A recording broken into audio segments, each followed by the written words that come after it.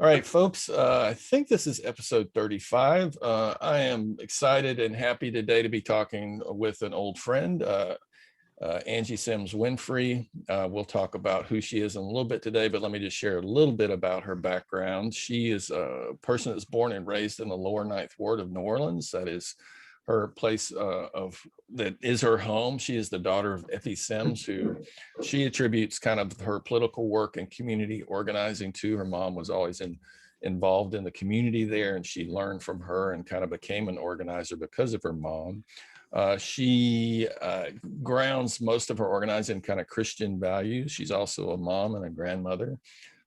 She considers not a herself, grandmother. not a, oh, I'm sorry, my bad. She is a mom though. And a grand of many nieces and nephews. Okay, for some reason I thought you were a grandma too, but I'm sorry. No, because I'm here and I have a niece and I'm Auntie Angie. Okay. So I don't have any grandchildren through me, but I have plenty nieces, have plenty grands around. I got you. I apologize. She is that's all right. She's a community organizer, social justice advocate, and a community empowerment educator.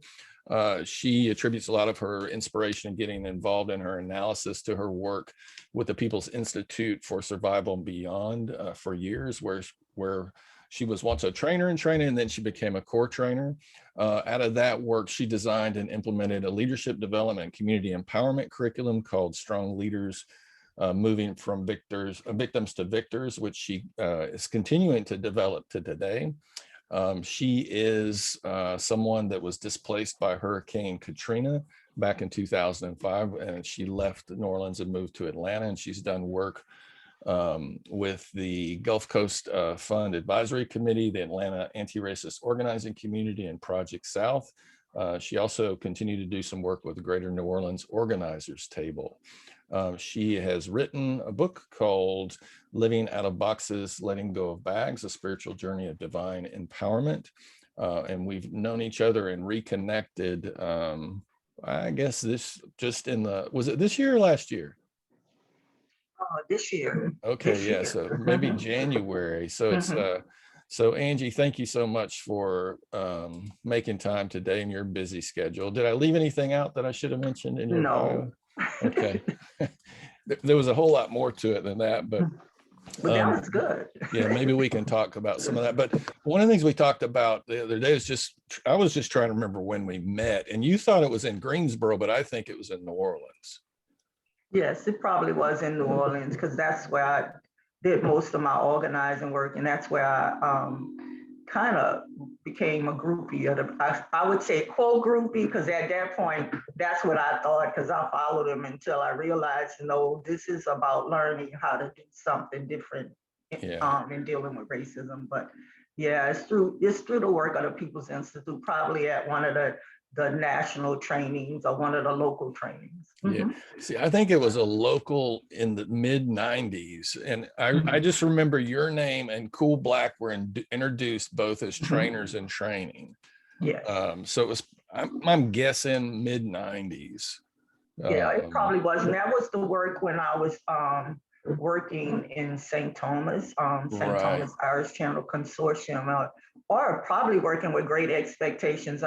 Most of my work was centered around organizing and community development. So I would enter a community, but the anti-racist principles and stuff seemed to follow me, or I followed it. And so it brought me to St. Thomas Housing Development.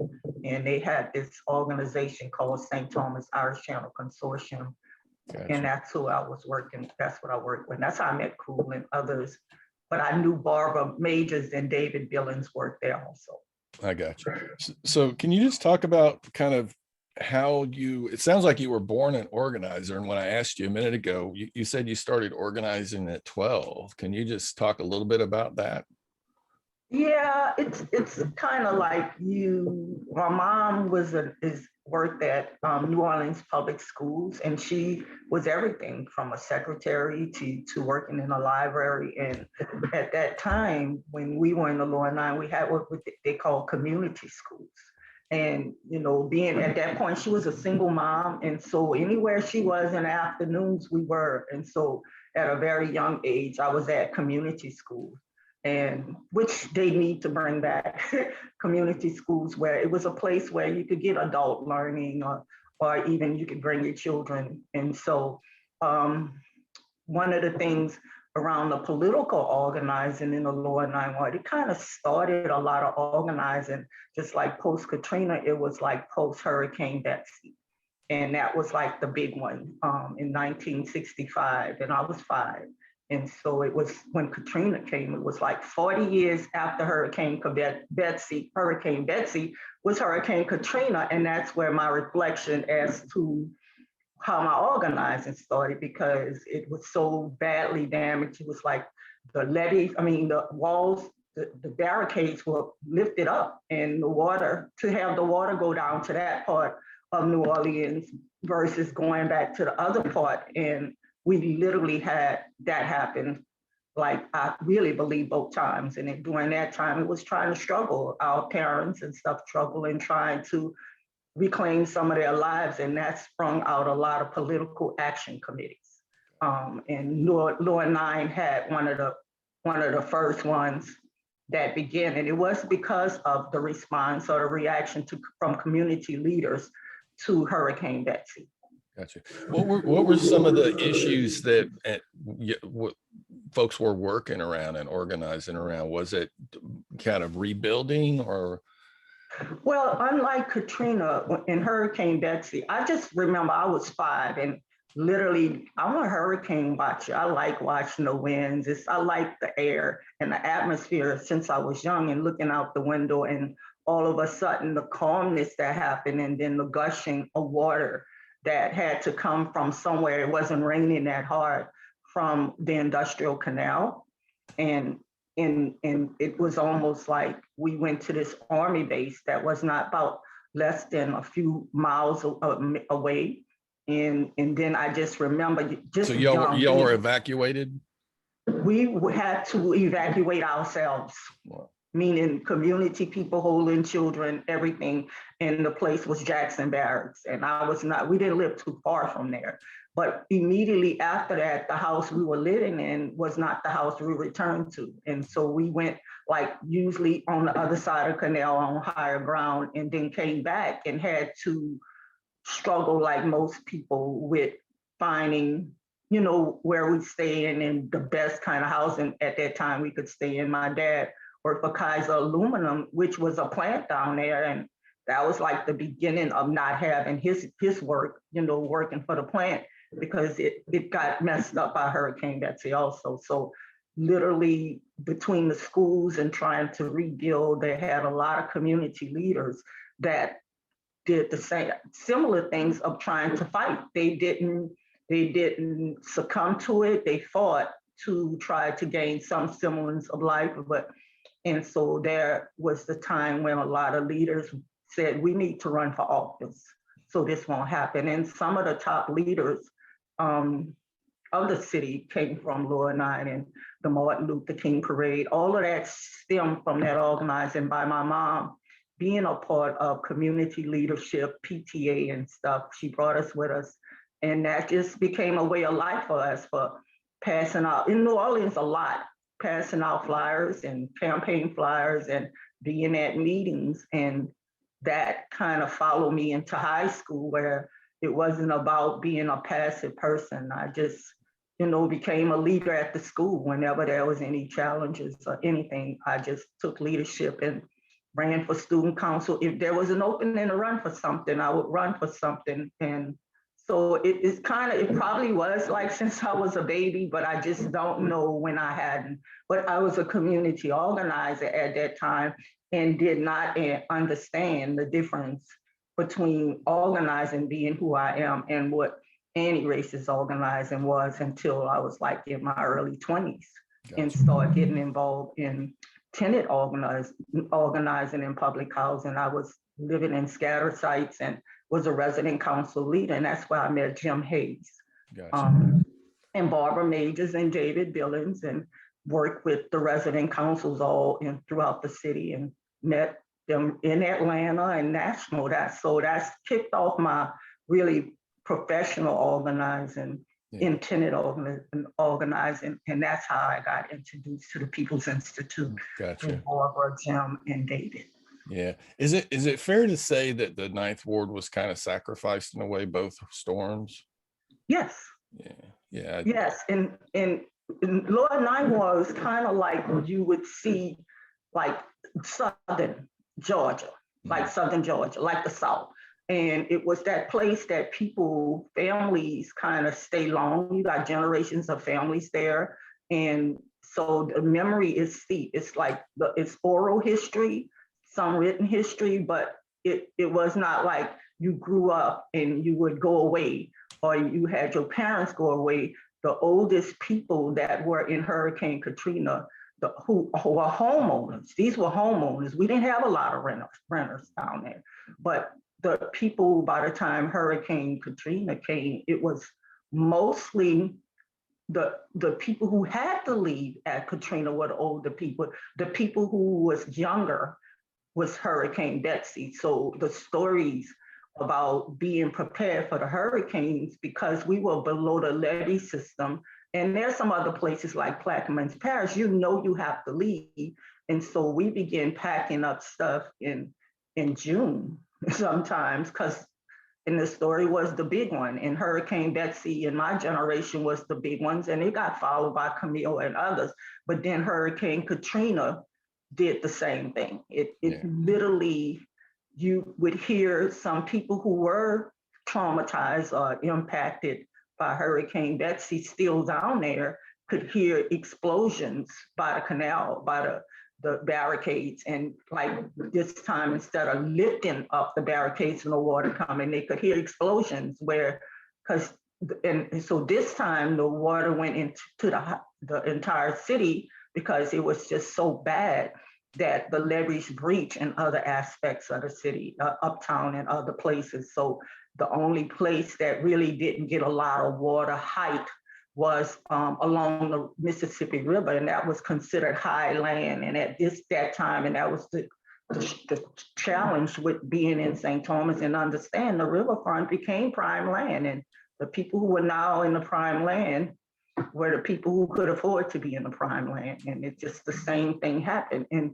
never understood as an organizer the racial context of it until I got involved with the People's Institute. And that was not even a story they brought up. That's the story of my memory that kind of fit into that puzzle. Yeah. Can you talk about the impact, and I'll share mine too, but when I went through their training, it was really the first time some really important critical questions were asked. I had done a lot of nonprofit work. I had been working in the housing projects here through a nonprofit. We had organized against the Klan in the 80s when I was in college. But how did the Institute's analysis, the Institute's a nonprofit, does Undoing Racism workshops for what, 40 years now? Like how did that impact you and how you saw the world? I was in my 20s, and again, tenant organizing. And so it was less about my initial interaction with the People's Institute. It was not about the analysis and not about the workshop. It was about organizing, and it was embedded in our organizing. And it wasn't even put out as a strategy at that point. It was relationships. It was, you knew people who, your elders like Jim and Barbara and Dave Billings, and I met Ron and Diana much later, were like the supportive leaders that came into St. Thomas and other housing developments fighting for tenant housing and tenant rights. That was the more structured. And because I had been involved in political organizing at a younger age, it just seemed like a fit for me. And it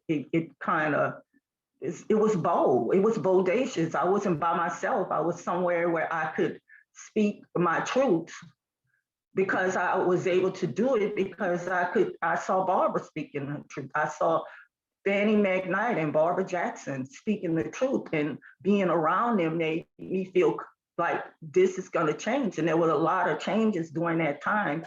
that a lot of people not even aware of in public housing around this country had a real serious union in national tenant organization. It was national, it was like political, where people from around this country would come together to fight for tenant rights. And so that's where the activism was, from bridge from the community organized and being this young person being developed even organically to understanding the politics of organizing around marginalized people. And we didn't call it marginalized, that became the name in public housing, where tenants were getting organized around participation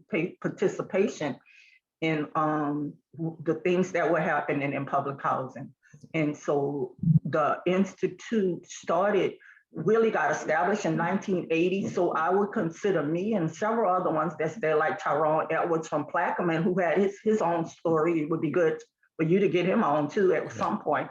But we were students of the process, of a developing process. I literally was when I started going to the training, I was in training that Jim Dunn was still alive in his wheelchair, prior to him passing. So I got a chance to be a student of the process with people who were taking this chance. And the stories of going around talking about racism was not something, particularly in Georgia, was like in Alabama, where a lot of places where they went, it wasn't easy. I mean, they didn't have resources. Most of the time they didn't do it from a place of professional work and stuff. Whatever way they could share money and stuff, they would get on old school buses or ride to places that they were invited. And some of the places that you're talking, like America's Georgia and other places, that they would go just to be able to have talks and dialogue about racism. And the formalization came in around 1980, and then evolved. It evolved from community organizing, and the anti-racist principles became that understanding for me is, wow, this is why, because a lot of times we would organize and we would experience some things that we didn't have names for, and you would just think that your community is just the lower nine, and then you found out that it wasn't just New Orleans, it was systemic. And even though we didn't have all the answers, the Institute's process of organizing and movement building, as they move around to other places, expand the analysis with people who came to just probably engage like we engage. Like, it just was a process that, wow, this is a place, they talk identity politics, that this is making me wholer, so we met different people at different times. And that's how the Institute started on organizing with anti-racist organizing strategies and principles that was rooted in what they call accountability. Can we just talk about what we mean by community organizing? Because I think a lot of us find out we're organizers because that's just what we've always been doing. And for me, it's simply trying to get humans together to address an issue. I mean, is that fair to say to you? And it is based on relationships. Yeah, but it's like being a community organizing is before the issues, it's the relationships. Right. It's in order to even identify the issue, you have to have relationships with people and have conversations that move from the conversation. My dad used to be that kind of street corner conversation, where he and his friends after work, they would go hang around the store, and he would describe it as talking yang yang. That was his thing. And it was something. He was a 6'6", almost 6'7" tall man, and he called it yang yang, and there were words, and we understood what yang yang was. And you hear yang yang in different ways. Right. on the corner stores or people coming from work. You couldn't talk about it at work, so you hung out at the neighborhood, grabbed your beer and stuff, and you talk with your friends. And the yang yang talk was really an analysis. It was just basically saying what was going on, but the word was, we just shooting it, but it was an analysis. It just basically said, this is the issues that's happening. Or you go to church and this is happening, more than 3 or 4 people have the same thing. And there was some organic leadership there that resisted early. I saw early that happening to us, and it didn't happen in just like by the stores. It happened in the churches. It happened at the schools and the community schools. See, the community schools is where the learning took place beyond the academic learning. You know, that support learning, adult education, the GED, if you wanted to learn how to sew, things where you would have people come to community school. There was a junior high school at that time where all of a sudden these meetings started getting more about not the issues, but the challenges. Gotcha. That was going on and how we could lead a solution. That's what it was, lead a solution. And so when we talk about common community, it took in more than just a certain group. It took in interaction interaction with different people from different groups. And we kind of went to the same churches or knew somebody went to a church that you look up to this leadership as the leadership that was gonna speak from what you said, some integrity. And so a lot of people, when we have spread out words like community, and we started saying, well, what's community? And sometimes it became a play on words, but people in community knew a community. It's relational. It's accountability, meaning if there was a meeting and they brought up something, you have to go and take that, not put your own words to it or your own ideas to it. You have to take it and move into the next level for the common good, not that. And so, and we hear grassroots community is basically that community that's most impacted by what you're doing. And that's where the accountability should be to. And it's not you determining accountability. It's accountability being determined by that grassroots in a way to assure that everybody had some ownership in it. And that was affirmed. That part of community organizing that I was weird on was affirmed as I moved into the organizing in public housing. That it wasn't no longer the people in public housing, they were the ones who developed and created the grievance procedures and different things with HUD directly around this country. They were that force. So they were like the political action committee as I was an adult and being involved in public housing, that these leaders were the ones had finding a voice that is even realized today. So it for lack of a better word, it got bastardized. Yeah. Well, yeah, well, and I think and help me if I get this wrong, I think one of the things the Institute's analysis helped with me was it flipped the power dynamics, you know, and it just asked the right question. So for example, you know, if I was employed by a nonprofit that was doing work in communities of color or low income communities, just questions about, are we taking leadership from the community? Are we accountable to the community? Are we hiring from the community? Is the community on our board of directors? Are we willing to, you know, turn the organization literally over to folks if, you know, when we come to that point? And not only that, just having an analysis of why is there a problem? What are the issues? How did this community get this way? Do you know what I mean? Just those questions, even before we talked about race, it really flipped things on its head. And I bring it up because a lot of the nonprofits I've done work with here and some of the conversations I've had with, for example, United Way folks, there's a part of me that still sees folks working from an old framework where kind of a missionary mentality that we have power, we're providing a service, and we really don't want to include folks that we're quote unquote our careers are built on. Actually, does that make any sense?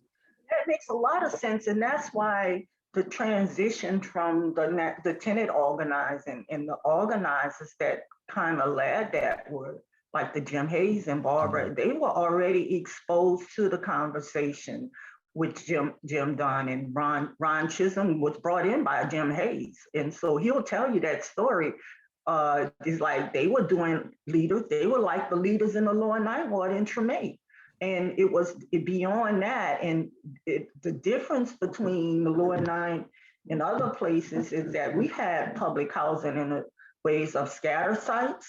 And Jim and them were involved in that, organizing place-based organizations like Lafitte Housing Development.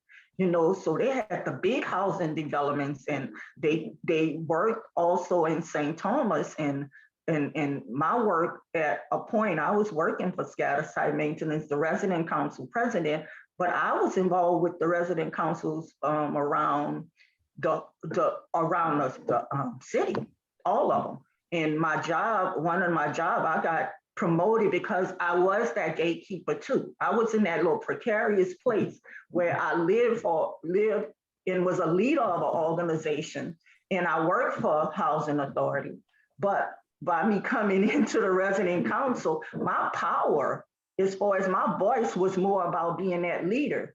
And it helped me navigate my job into the place when they needed a liaison, somebody who understood that accountability. They asked me to be the liaison to all 12 resident councils. So I knew all of them. I knew the elders.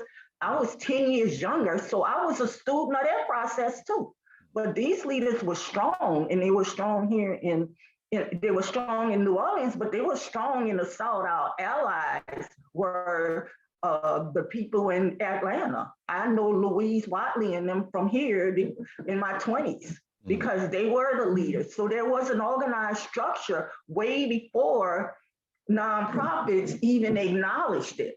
And even when nonprofit acknowledges being inside that gate, and people didn't know, my power and strength came from the resident leadership and the voices that were being developed. Being inside that gate is, even if you lived in public housing, you still put down public housing because that's the internalized stuff.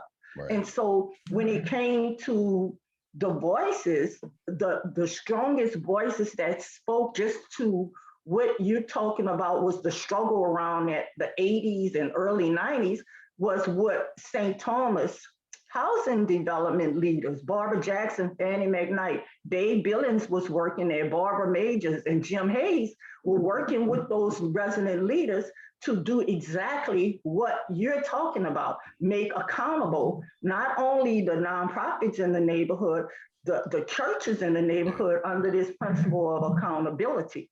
And they literally did what you see happen in Georgia now, where it's like what I'm seeing now with Black Voters Matter is like making accountable the Coca-Colas, the Deltas, when you talk about voting rights, right. Making it, well, we don't have to use your money. They did that, and they did a power mapping. They literally told them, we will go to your funders and tell them you're counting our numbers. That had to happen with the work doing tenant councils, where we realized they're using our numbers to get money. Right. And so kind of pimping. It's pure pimping. But the issue is the pimp is being called out by what you think is the trick. But the trick, excuse me, I'm putting it like this, have now understood the game. Yeah. And that's what the power analysis was. That was before we talked about racism. It was why people are poor. Everything that the Institute has developed in a way of a workshop process came from real organized, the evolution of empowered organizing, of self-determination. So their principles of self-determination was everything you just listed. And what happened, at first it didn't work, and the only group was left was a few nuns, because few nuns say, well, we got the Pope, but after a while they came into it. And so they brought them to the table and developed collectively these principles of accountability. But the ones who have veto power over decisions made in their community around resources, decisions and everything, were those residents. And the residents we could go to any resident. No, they had structure. Public housing you had elections. Nobody could just be that. So that was happening more in housing housing developments. Well, they used to say projects more than it was happening in the lower nine, because that level of accountability started coming to the people that were considered the most grassroots. If I remember correctly, the community was so organized that they had a structure by which nonprofits had to kind of get approval to do any work. Even researchers, I remember, had to get their research approved by the community, and the community would ask, well, how do we benefit from this? How does, and versus generationally, yeah. It's like Barbara died over a few years ago, and Cool Black just had like a commemoration of those leaders, in the midst of COVID. Let's not forget. So that happened, and Barbara Majors and other people, Kimberly and them were there in St. Thomas area, and he's organizing right now around that. But yes, it was those, you couldn't go anywhere. And if you were at Tulane, Loyola University, you can't enter this community. And for the next generation, it's like our kids became not students, they became babies of the process. And so you have the children and the grandchildren, they might not have been the leaders, but they raised on it. And so when they were the ones who, most of the time, if jobs came up, they would be asking the questions. And that bridge, not only from those learning institutions to like Turo. I remember being at a cancer study they were having at Tulane, and Tammy, Dr. Tammy Flemings, now that's Barbara Jackson's niece. She raised Tammy. And Tammy works for Casey Foundation now. And a lot of people don't know her history either, but they were saying, oh, we come into your community and we calling people about smoking cessation. And Miss McKnight, if anybody know Barbara Jackson and Miss McKnight, you couldn't just say you doing anything without verifying it. So that evidence base wasn't about you. It was about we started doing our own evidence. And Tammy basically said, well, how are you calling people when most of the people don't have phones?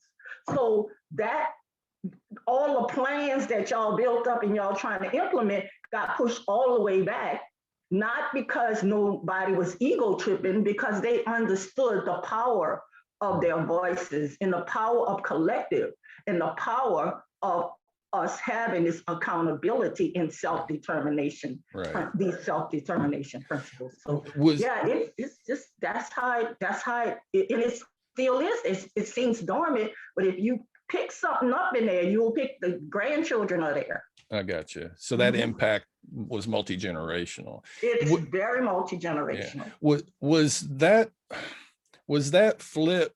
Did you experience a paradigm shift of, as someone seeing agencies doing work that you think is good versus these agencies aren't accountable to the community, they're not driven by the process? Do you know what I mean? Kind of the analogy of the pimp and the trick shift, for lack of better words. It was almost like, when I say my daddy and the yang yang, those yang yangers might have just seemed like men hanging on a corner, but for the people who live in there, they were like the community gatekeepers, meaning their ears and eyes. And so when we were little, you could walk around the street as little girls going to the store and nobody would bother you because they know those leaders.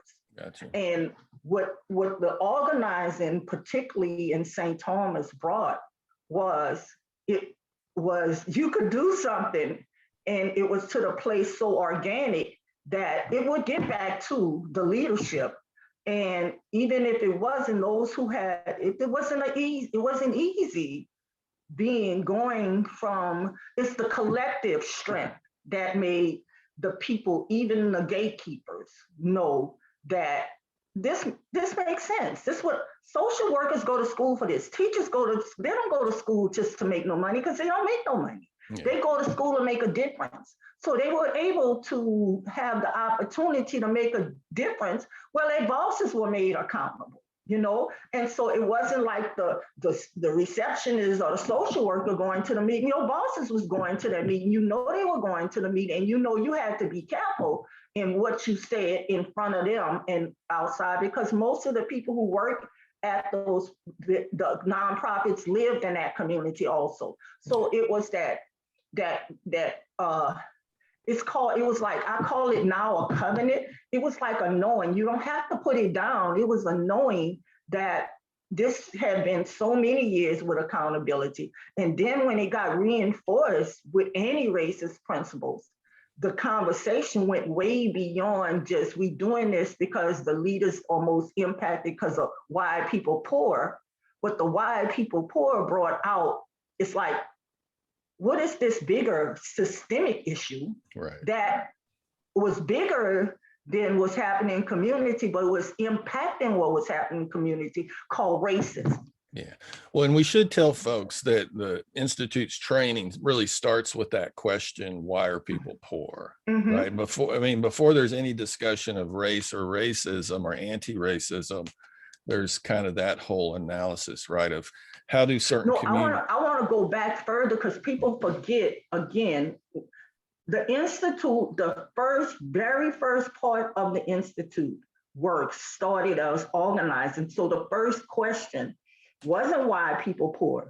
The first question was, who are you, what you do, and why you do what you do. It's been a while since I've. It is. And you know, we might think that's an introductory question, but as we go on, especially now, you know, I see people, we in that mid-age and we're trying to reclaim our identity. We parents and we worked in places and we reclaiming that identity, but that is that identity question. So as we in this room and everybody had to say it, you begin to be self-reflected as to why I'm doing this work, you know, and it pushes you because if you think about why you got into the work, you got into the work because you wanted to make a difference. Right. And over time, because of what we didn't understand, institutional racism and the boxes that you go into that you have to bargain with that, it's like kind of like, okay, we bargaining, but if we won't get any further than where we are if we don't have self-determination. And we can't have self-determination as an individual. So the who we are, what we do and why we do it is connected to something bigger than us. Yeah. Well, and we should add too that the space we're talking about is one where you would have community organizers, you might have social workers, you might have clergy, you might have law enforcement, right? You would have a variety of folks who had some relationship with particular communities, right? Professionally or as residents of that community. Or none at all that wind up having relationship, even adversarial relationships, particularly in St. Thomas, was the police. Right. And even that, for the second generation, the Cools and the Tammys were when they started bringing Black Men United, they didn't come as a part of the resident council. It came a part of the work of the resident council in plain talk that was about dealing with this whole issue of HIV and AIDS. And so with St. Thomas, because they were already a part of this discussion, self-determination, it was like, we can't have this conversation about sex and sexuality and educating parents, because that's what it was, to be the primary educators of their kids, because they had teen pregnancy prevention. We can't do it without bringing the dads. And at that time, when you know the history of public housing and welfare, and you talk about the welfare system, dads had to be invisible in order for the resources to come in. Right. And so that was different in itself because it was the leadership refused to have any gatherings if the men, like Ms. McKnight, the men's not at the table. And so that was the time when the Cools men were brought in, not necessarily like we bringing in as leaders. They started on the work crews, you know, let us do our own work, let us do our own community policing, the peacekeepers. And then all of a sudden, by them working, they started getting involved in leadership because even if you created space for the men to get involved, there would be some retaliation against, because the men were more marginalized than the women.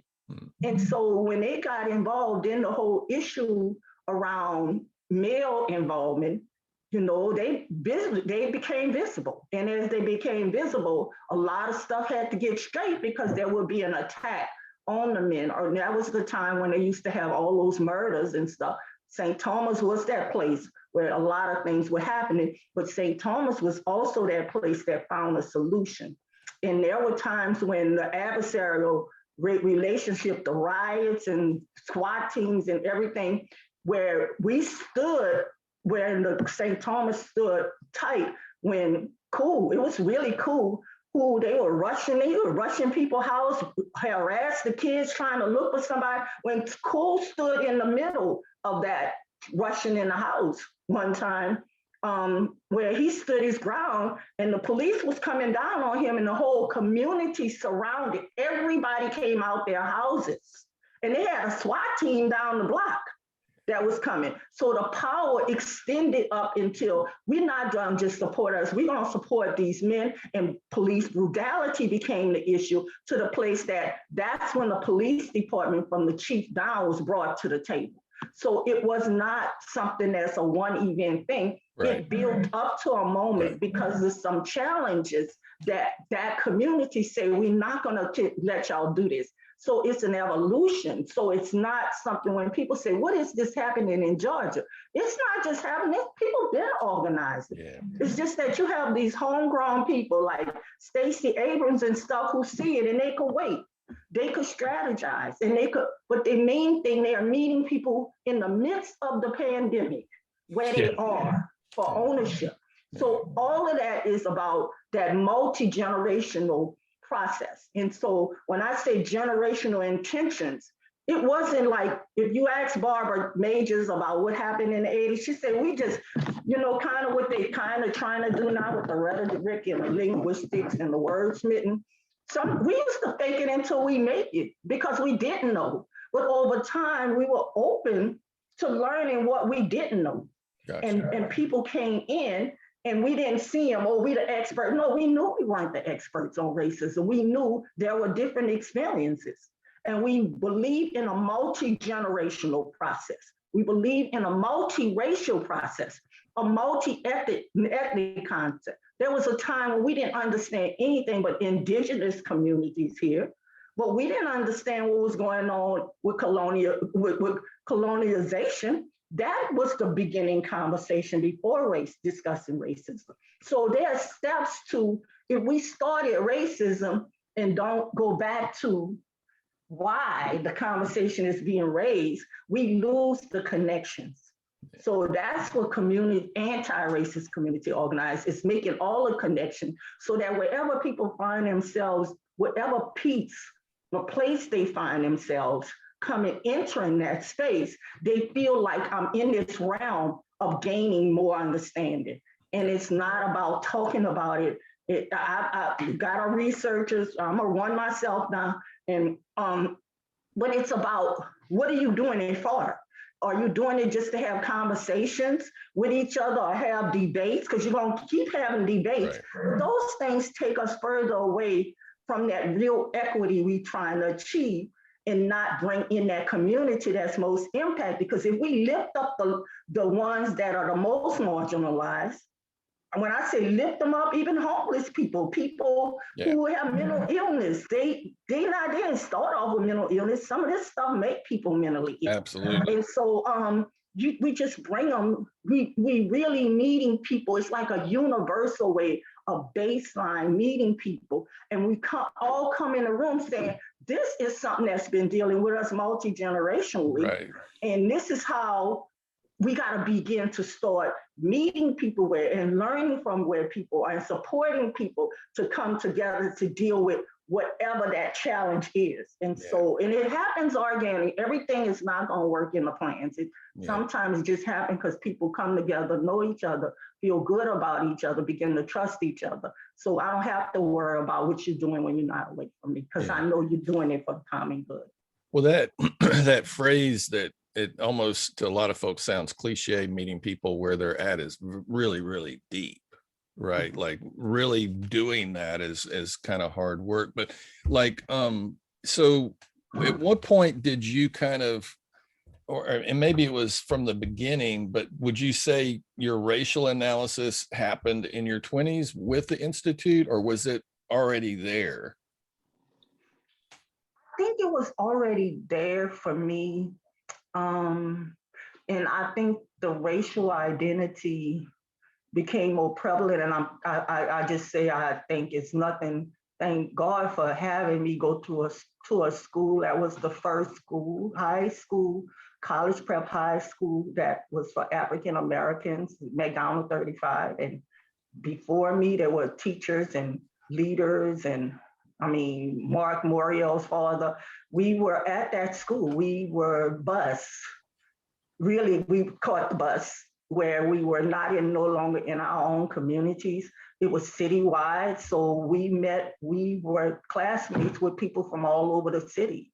And when I started, it wasn't just college prep. We had district people. And so it evolved into this place where you get that education and you get that raising outside of your family with people who might be your teachers down the street, African American, who went to the school. And it's almost like having a HBC high school. You know, you grounded in who you are. You grounded with a sense of, we're gonna give you the best because we want you to be the best and we want you to be a leader. So for me, already feeling like I had leadership, I was a leader and I got it raised. That was my outside of the school, where even as our class reunions now, 40 years later, we have this mantra. We're not a moment, we are echo. And when we go places, we all over the country now, but it came from the ground rootedness of being at a school that was rooted in African American principles. And I'm not talking about Afrocentric. I'm talking about a grounding of who you are and who you could be. And that happened not in college, that happened in high school for a lot of us at that time. Now, when you ask my daughter, she will tell you, well, she's my daughter and she's a daughter of a former Black Panther, so she has it in her. But she will tell you what activated her was going to a predominantly white college, just the opposite experience. Wow. But she's grounded in being raised in a household with who she was. So when she went there was no bargaining for her. It was no, I don't care who you are, you know, it's not about my mama paying money. It's that when this George Floyd thing, that's too light. That what you're doing is too light, and I'm gonna speak it. I don't care. And it changed the dynamic, you know, of how it's happening in school, because I was talking to her this morning. People are really, the difference between her and me, I was like out the box. I was the misfit toy everywhere I go. And I got worse when I got involved with the Institute. And you probably did too. You don't fit anywhere. Once you get an analysis, they can't put you in no boxes. It's always something that may pull the inner accountability, say, no, that's not what you're here for. Whereas my daughter, it's a way of life for her. You think I talk this morning, it was like she telling me around Christianity, Mama, I don't know if I'm believing it, they just not doing it right. And I reminded her, that's not how you were raised. And then she got quiet and she said, you're right. I said, you don't have to declare nothing. You got to know for yourself. And it's a way of life, but she's just a representative of this Generation Z and the ones that's coming behind it. I got a 5-year-old great niece that will speak her truth to her mother, her father.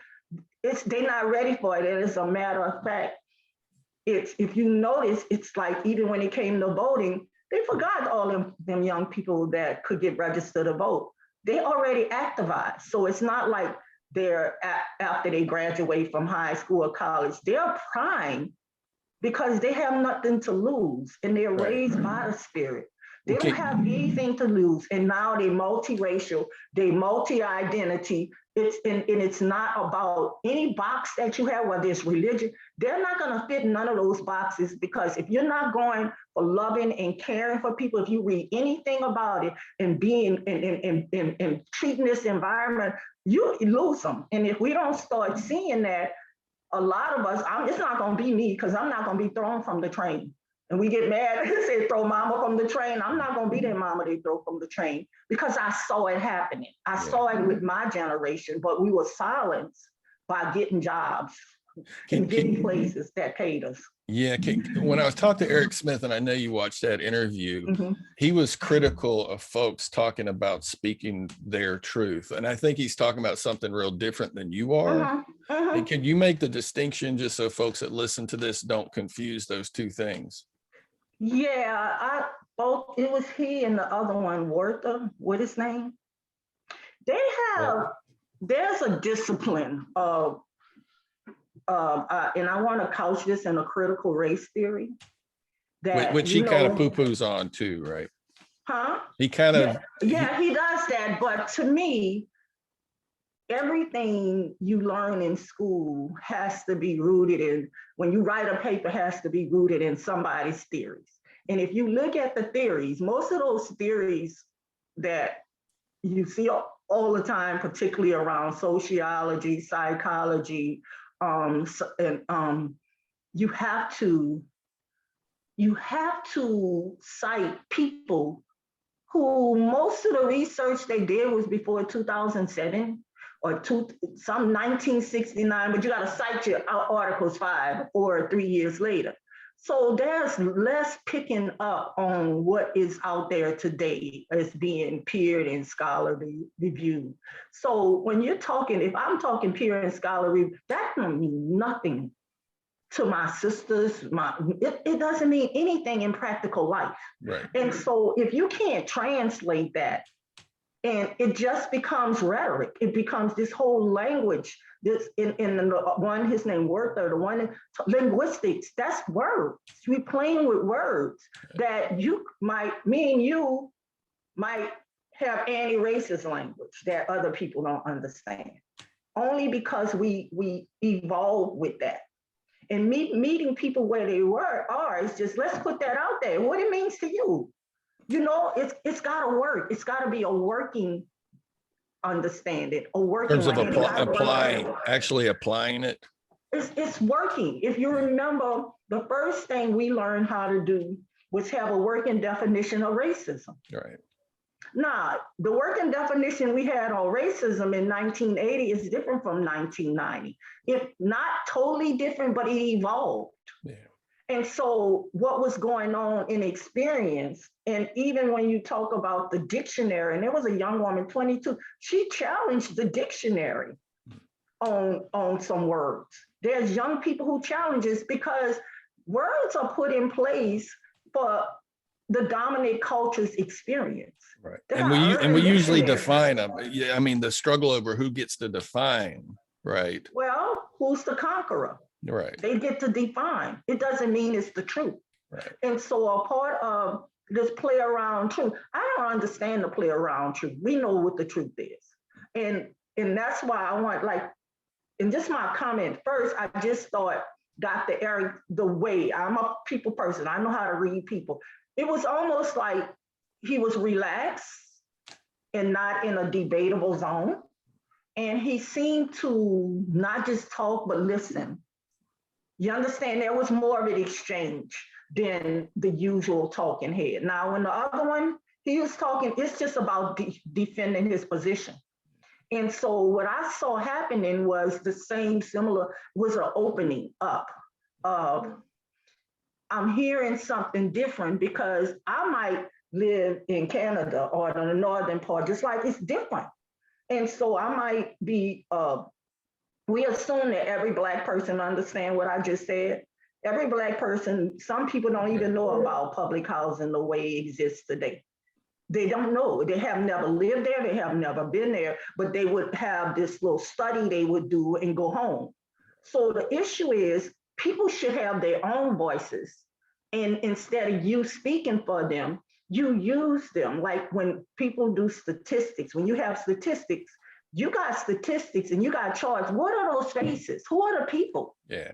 And if the people could verify, that was another accountability St. Thomas had. And Kimberly did her dissertation there, is the voices of the people. And her dissertation was how you enter community and how you get the voices of the people to not for them to evidence prove to you what they're doing, but you have to prove to them and other people that you have talked to real people. You don't just have statistics. Right. You know, I don't like being a part of statistics. The biggest time when I just was real offended by being a statistics was after Katrina, and being that organizer, you know what, you probably do it yourself. That's why we don't fit anywhere.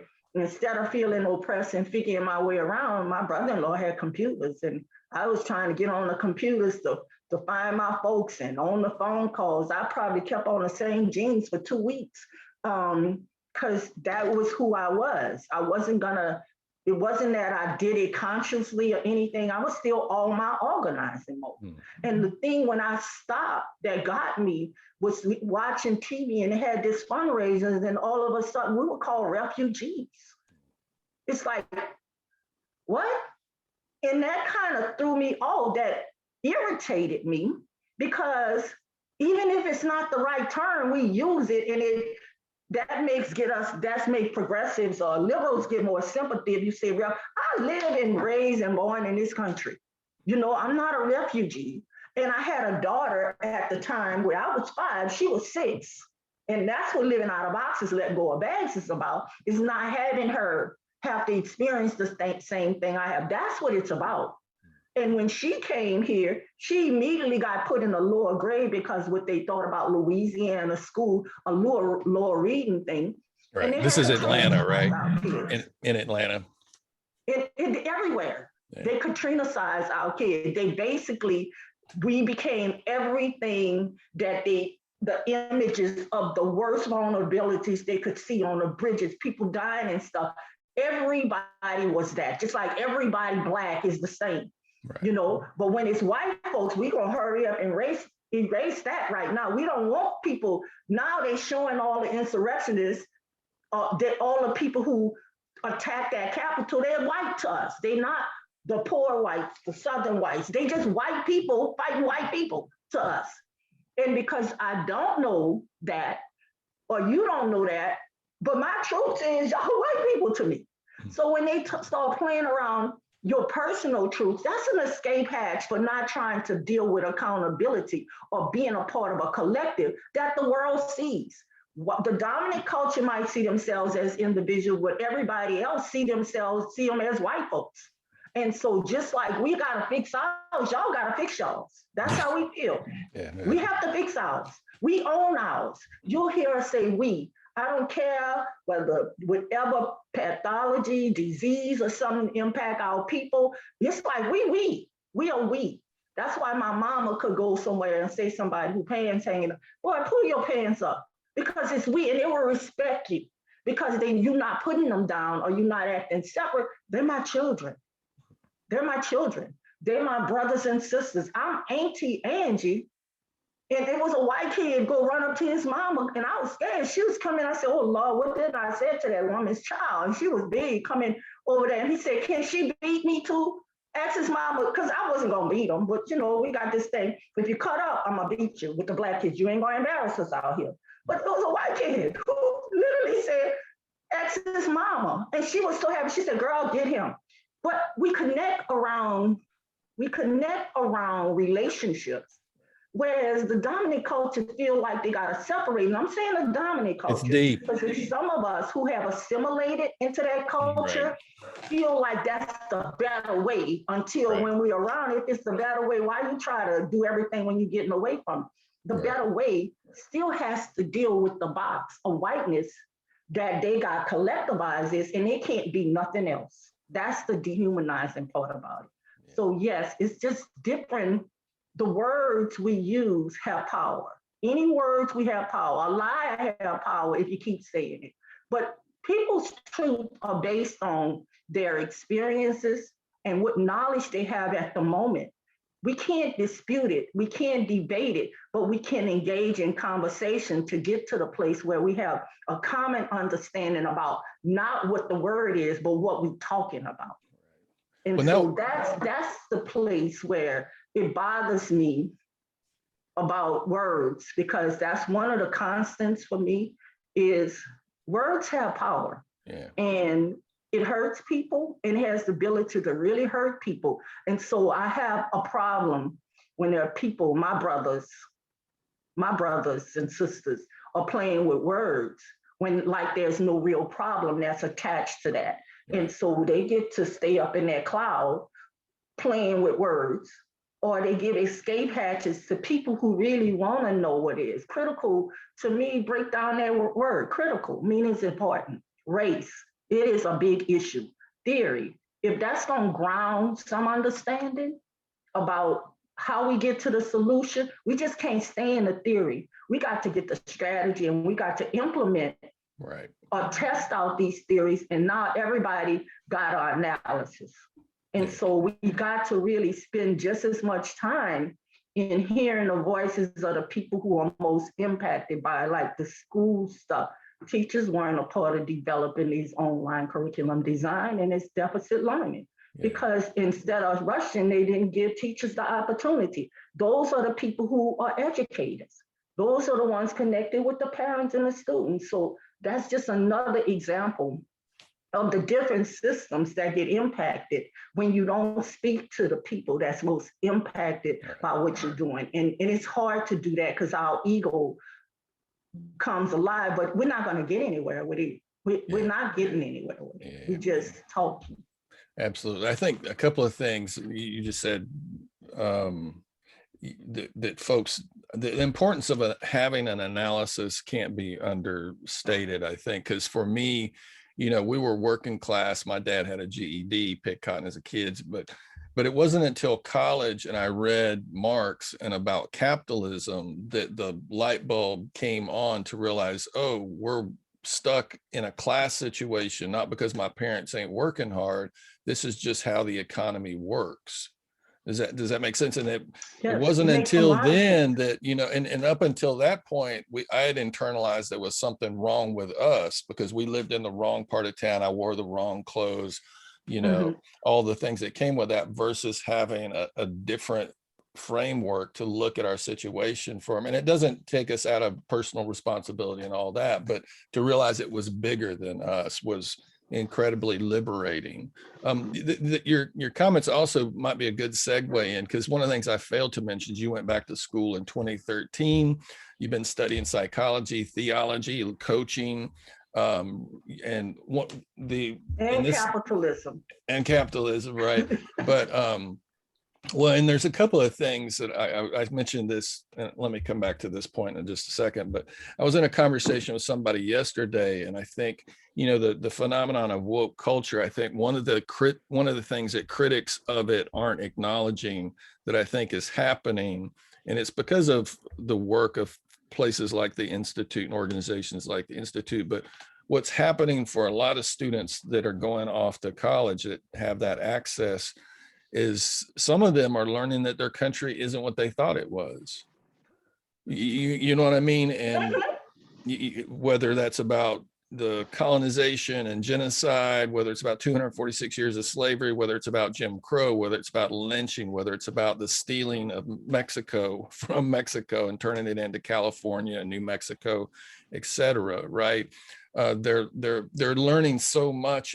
I mean, and I would argue they're angry about discovering the lies, they're in college, but think about your brothers, mostly, that was at the Capitol. It's that feeling. And one of the things we correlated some of that feeling, once you understand, you get that feeling about racism and it hits you personally, it's like you have to let go of something. Something, and you don't want to let go because that something you have is this from it's not just psychological, to me it's genetic. That there's something I gotta let go, but I can't let go, or it's something I lost once that truth hit, not my ears, but my heart. That something I thought about all my life is not the truth. Right. So think about, or even about myself. Right. Myself is the first. It's the first. It hitting you, but it could hit yourself. But it was. I think I'm trying to see who it was. One of the organizers who came in, who spoke to this whole issue of debt and dying. So that's one of the things I went to school. See, I'm trying to understand loss, LOSS and LOST. Okay, so we lost something, and we lost. LOST. We in the wilderness. It's something, we were going in a direction, something stopped us, and now we're confused about where we're going. So this was correlated with Elizabeth Kubler-Ross, debt and dying. Stages of grief stuff. We kind of learned that at, I think it was one of the 15 or the 20 year of the Institute, where somebody brought that to our attention, that loss is loss. And so there's a process of debt and dying. And the first thing is denial. It's denial. It can be, because in order to let that go, you got to let go a lot of things associated with that. Almost everything, I would argue. You got to go home to your mama who didn't let it go, your grandma who didn't let it go, but you looking in your child's face. Now I got two generations. I got a 40 and a 21-year-old, and so I don't have no wiggle room with them.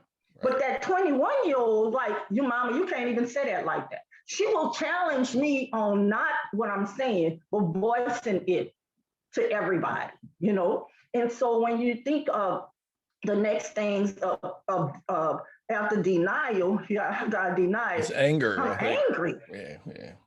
I am so angry. Yeah. And I don't know who I'm angry with.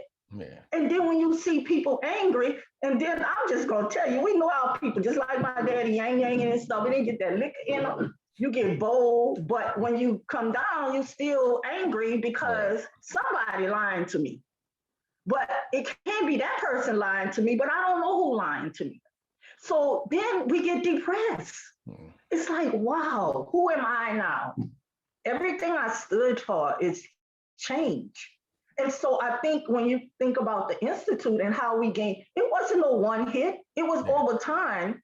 We hold on to something that we got to let go. And in order to let go from the dichotomous way of thinking, the either or, that the white paradigm, that either or, we gotta, if I believe this, I gotta let all the other stuff go. No, you don't.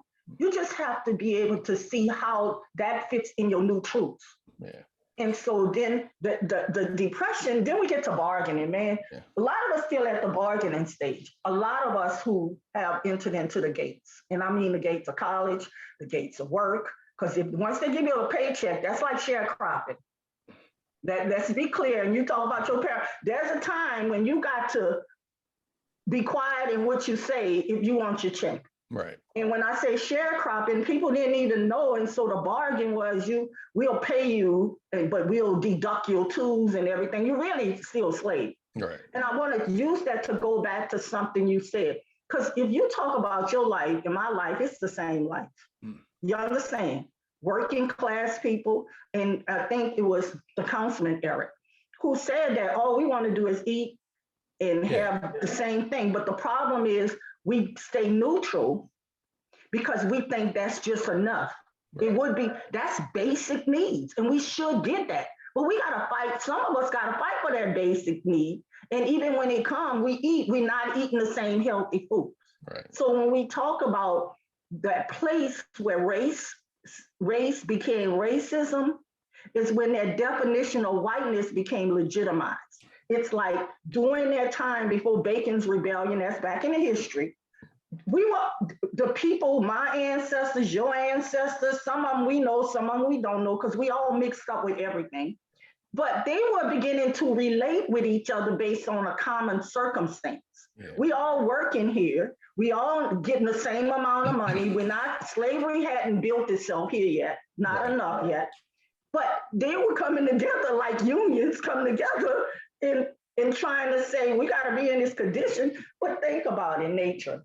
Nature have us where we connecting, we hooking up, we having children, and been had children way before the plantations, mixed race kids. You're talking about a history I think a lot of folks don't know about, that, you know. Yeah, I kind of put something, I saw an animated piece on it, that, because I look at things and I don't put anything up unless it's easy for people to understand how whiteness became, it's on my organization's website, and I put it on that one on purpose, because it's tied into this whole issue of capitalism. What is capital and who are the capital? And the division came during the time when Bacon's Rebellion came, it was like, we're not gonna have that happen again. So we have to put in strategies of division. And the strategies of division is setting up hierarchies and being able to have pecking orders. And then we can't just say it, we have to legitimize it. And so people don't understand it. It's one thing, it becomes a culture, but then it becomes a law, and the ism gets only when it's legitimized. It's a law now. And whiteness, the first time white became white was, again, to divide. And so those places where we could have this conversation, everybody who, I don't care whether they Trump supporters or not, we're waiting on that stimulus check. And that's green. That this pandemic might hurt some people worse than other people, because I had it, and that thing going through my body felt like a foreign alien, and it probably impact everybody differently, but it's killed some people, and it killed some people across race lines, across race lines. And so we began to bargain with who the peck, and you still got it. You still impacted by it. It still leaves something in your body. I mean, the flu didn't raise its head big with COVID around because it was something different. And so when we get to that place, when we talk about that stage, that bargaining stage, we're still in that bargaining stage. But the problem with staying in that bargaining stage, I might be in the bargaining, so my son less bargaining, and my daughter is definitely not bargaining. And this 5-year-old niece up in here, she's not bargaining. We could stay there, and now our battle is no longer between who's outside. We have an internal family battles now, because there's some people who want to move, and some people don't want to be stuck. Some of us have gotten older, where we're afraid of the world with our children, but now we got to have their back. So right now, we had this captured moment of this year that COVID might have seemed the worst thing, might have seemed to be the worst thing, but it has brought us down to sit down and begin to look at stuff collectively. We would have never been able to have this big view of racism in our face without what happened with George Floyd. We would not have understand the impact of health and death and dying without COVID. We would have not been able to see white people, just white people. Let them fight each. That's how we feel. They got to. We always know the top of the food chain got to deal with this stuff. But why they dealing with it? We got to work on ourselves. We got to know who we are, what we do, and why we do what we do. Because if we walk out of COVID, we figure we're gonna just get a shot. You know, we're gonna just get our shot and everything going. No, we have some stuff that's gonna be coming out this door. And the stuff gonna have some expectations. There's gonna be changes. So instead of a few of us having to go through, we're gonna have some massive change things going. And everybody don't deal with change at the same. And so right now, for some of us, I see for some of us, we're not experts around what's going on. Right now, we just basically trying to see why we do what we do and what we need to do next to not add to the problem, but do our piece.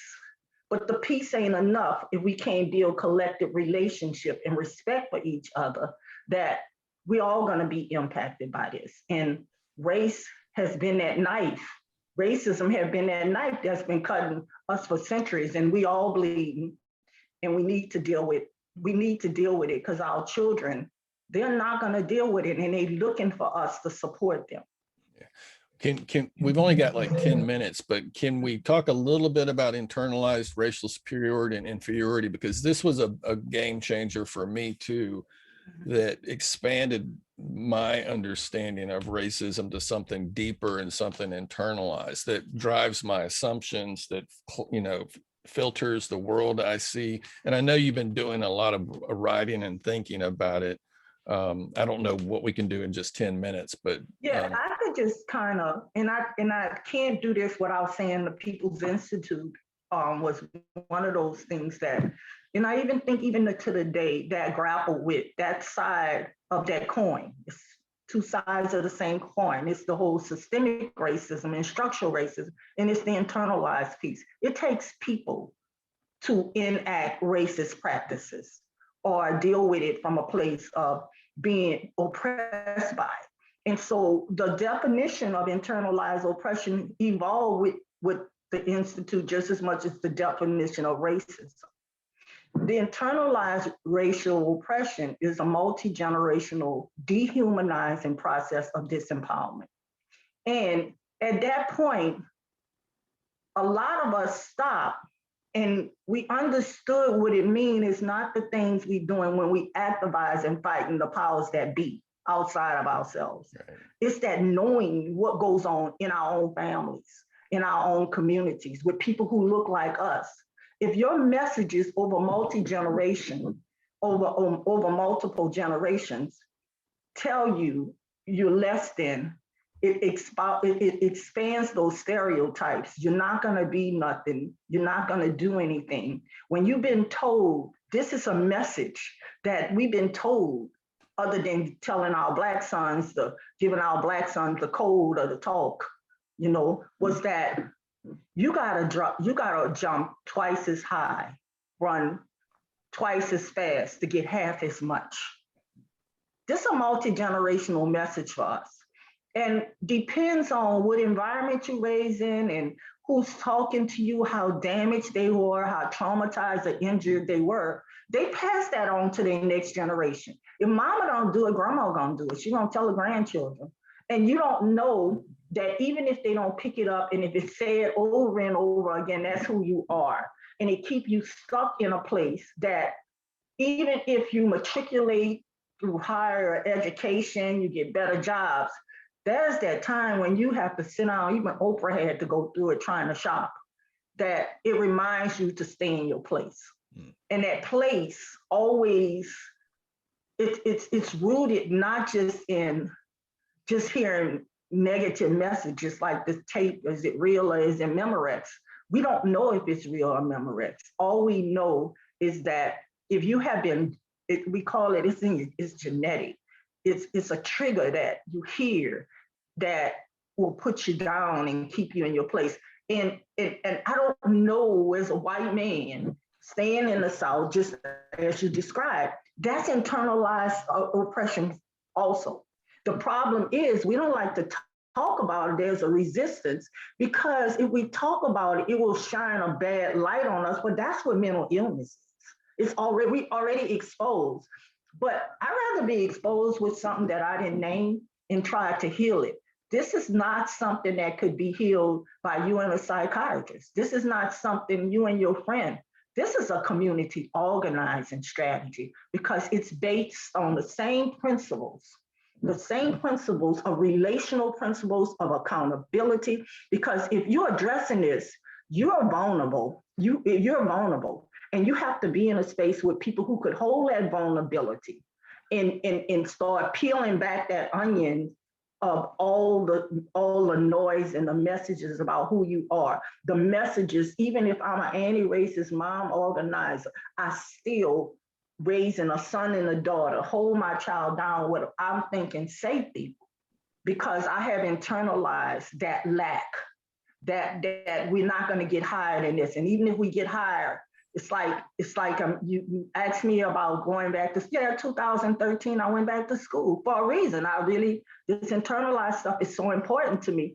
But it was my sister who reminded me that, I said, okay, I'm gonna go on and get my doctorate. And I'm not trying to prove myself with no dissertation. That is not me, but I was gonna try to do it. And she said, Angie, you have enough. And when she said that, it was the first time it was said to me inside of my circle, my family circle. And it just said to me, no matter how much you do, it's not enough. And that might be something that when you shine, nobody believe that sometimes I lose confidence. No, it's not you. No, it's all of us. And so if we grappling with this, if we talk about reparations, we're gonna be all over the page. And we're gonna hurt each other, not because we want to hurt each other, because we're so broken and we have not dealt with the brokenness. That's how I see it. We say people of color, but there's different cultural dynamics when it comes to collectivizing our relationships. That white people known as individual, but in the South, white people families to me. I live in Conyers, and I see white people with families still staying on plots of land, poor, rich, and everything, that would have the children, the younger children, my daughter age, they best friends. But when it comes to that generation, our generation, we still grappling and fighting around stuff because we haven't dealt with the internalized message that sets us up in a pecking order to the place that we can't even see each other's humanity. And we can't see, we both have the same needs going on, and we have allowed racism, the fake structure of racism that has been legitimized. And the fight now that's going on in Congress is y'all trying to keep stuff the same way. It ain't gonna happen. Now, you could do it any way you want. You could think you taking away voters' rights. It's not going to happen today. But we're going to fight it, and we're going to keep fighting it. We're going to keep fighting our generation and up, but the rest of it, they're not. I don't want to be a part. I'm tired of fighting. But the fight is not on the outside right now. We don't deal with the internalized thing and seeing each other's humanity. And I can't see your humanity if I can't see my full humanity. So that requires some work. And I don't think we have enough information. I've done research on it, and I'm working on pieces of it and started some grounded dialogue pieces of it. But we still have to do the work, and it's painful. And it requires sociologists, psychologists, coaches. It requires a movement toward humanity and discarding those labels and them boxes that we have, and we putting on our children, and they don't want it. So, I mean, we, he, she, us, that's me. I'm learning that from the younger people, that until we start seeing each other humanity, they could offer all the solutions we want. We will have equity and don't know how to use it. And I'm saying on both sides. We're fighting the wrong enemy. Gotcha. That seems like we're almost out of time, because I know you got 11:30, but it seems like a good place to wrap it up. Is there anything else we should talk about in the remaining minutes? Because you've got my head going, but I want to just hold on to it. I know, and that's why it's been years. Really, I would say about 10 years since I've even done interviews. You were the first one, because I don't like being all over the place. And there's people like Sim and stuff. And this what I want to say. I wouldn't be here. I say my mom and my dad, the Yang, my grandmother, I wouldn't be here without them, because they the one created space for me to have a different learning outside of school. I wouldn't be here without my colleagues, my classmates and the teachers from McDonald 35. I wouldn't be here in understanding racism without the founders of the Institute. Jim Dunn and Ron would always name this, but it was Dr. Michael Washington who spoke about history, and a history from a human way.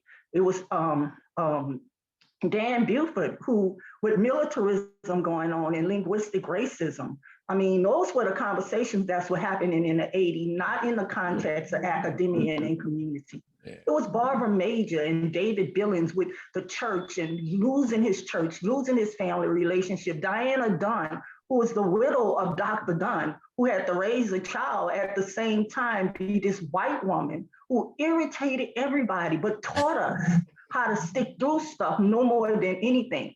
Yeah. It's those people. It's all of them. It was not no one person. It's all these people that grounded the Institute. And I just think the reconnection to the foundation need to happen, because the foundation in our leadership, and we represent a lot of leaders around this country, has cracked.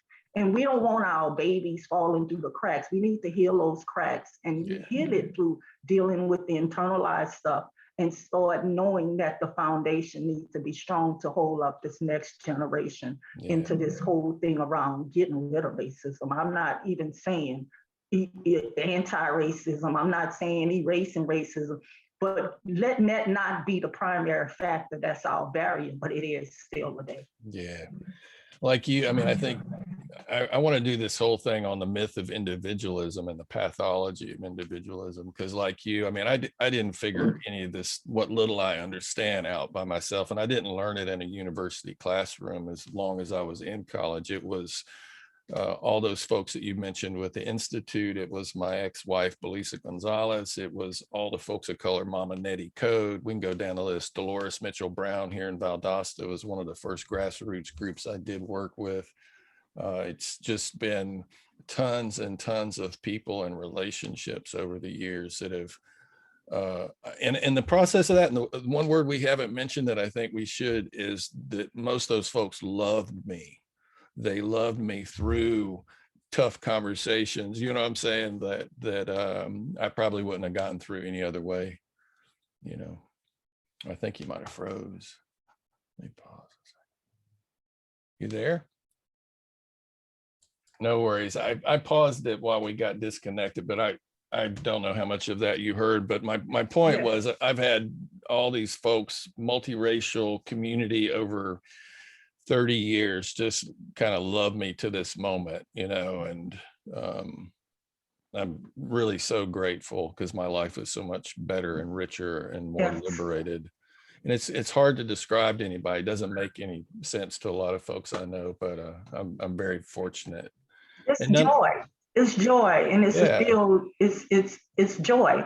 It's people would think we are talking about our families and our communities, but we're talking about a common unity that brought us together in a relationship, coming into a space where we meeting people, just talking about this. I mean, Institute there's been almost 200,000 people who have internationally have been exposed by the Institute, and it's the relationships. And as we get bigger and bigger, we can't forget that is what brought us together. And it's not that we are forgetting because it's right now, the 40th year got impacted by COVID, but I'm praying and I'm hoping and I'm hearing there's efforts.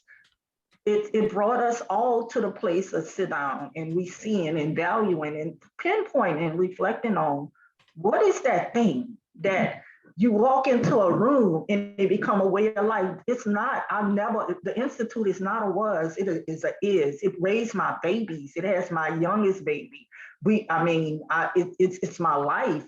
And it's not the People's Institute as an organization, it's the movement that it built that's rooted in relationship and rooted in this idea that we might not know it, but we're gonna stay together and we're gonna learn it, and got expanded. And we learned about other groups based on this family that has grown so huge, and half the people we don't know, and when we see it, this nod, and this is really, people need to capture this. This is multi-generations, this multiracial, multicultural. It's the intersection has already happened. It's not nothing that hasn't happened. It's just that we gotta call it for what it was. We have been healed.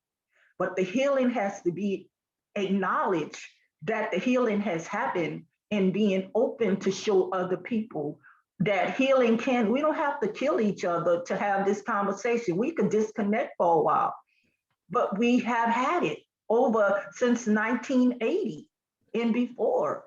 And so right now we have a huge family. And we just need to acknowledge that, and that's the truth, and build off of those truths.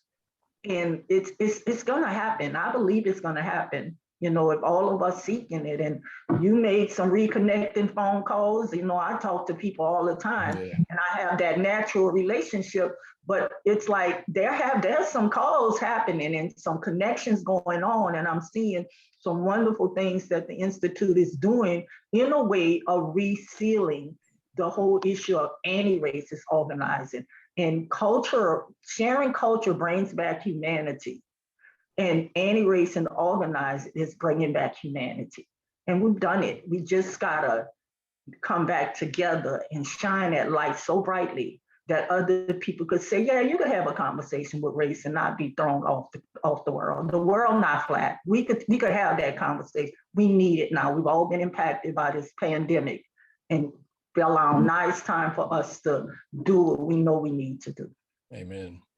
Well, Angie, thank you so much for a couple of things, for reconnecting, for making time today. I love you, and I learn something every time I get to spend time with you. So I want to thank you for that. I am so happy, and I'll talk to you soon. And I got to get to my next journey. Okay, and I'll send you a link when I post this. Yes, send me a link, and then we can just have another conversation, or just pick up wherever you need to. Yeah, would love to continue the conversation. Okay, well, you take care. Okay, have a good day. Good day. Bye-bye. Bye-bye.